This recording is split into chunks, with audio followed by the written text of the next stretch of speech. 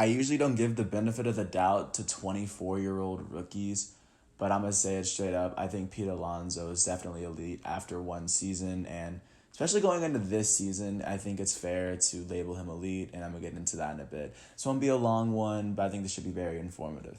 How you guys doing? It is July 11th, 2020. Here in this quarantine, I'm James Sims. And I'm really going to kind of get cracking with a player that I see kind of a lot because I'm an Atlanta Braves fan, so I've seen Pete Alonso play quite a bit. I've seen him hit a few home runs on the Atlanta Braves this year. So, I've seen him a bit to understand that this dude is definitely an elite young player. So, if you're unaware of Pete Alonso, he's known as the Polar Bear. He is a 25-year-old first baseman. Pretty big guy. He's pretty known. Now he's known for being the first Mets player to hit 50 or more home runs in a season. And in his rookie season, he was able to break the home run record this past season at the age of 24. Because, after, just to start off, he was drafted in the 2016 MLB draft in the second round out of Florida in the Mets system. He came up and was promoted to the majors in 2019 at 24. And in his first season, in 161 games, he would finish with 155 hits, batting .260. He finished with 53 home runs, leading the National League, and he had 120 RBIs.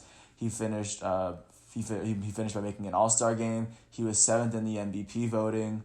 He was voted the Rookie of the Year.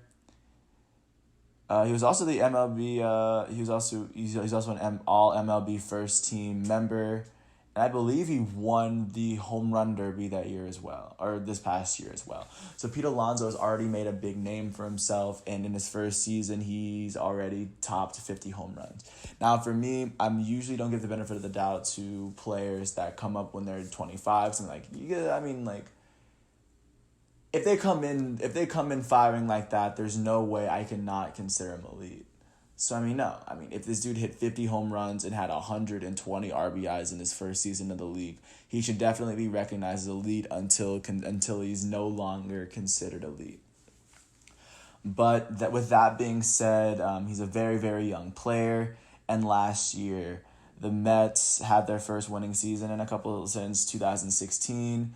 As they finished 86 and 76, they finished third in the NL East. Jacob deGrom finished the Cy Young as well. So this is a good team. This is a good year. And with the way the Mets are built with deGrom, Marcus Stroman, how their pitching's built, how they have Wilson Ramos, Robinson Cano, Jeff McNeil.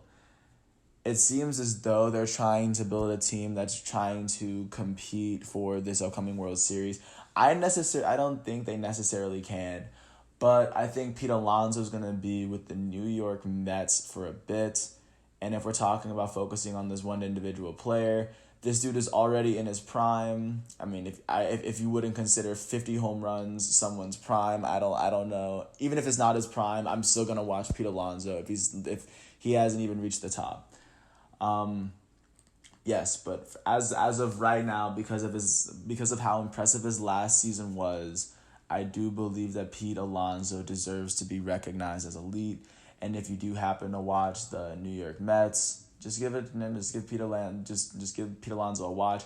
I know he's only played one season, and like I said, I usually don't give it to players after one season, but that was one impressive season. And this time next year, he might not have his name on the list of elites. But as of right now, I'm telling you, Pete Alonso, the Polar Bear as of right now, it looks like he might be the savior of the New York Mets. No, Pete Alonso is definitely elite.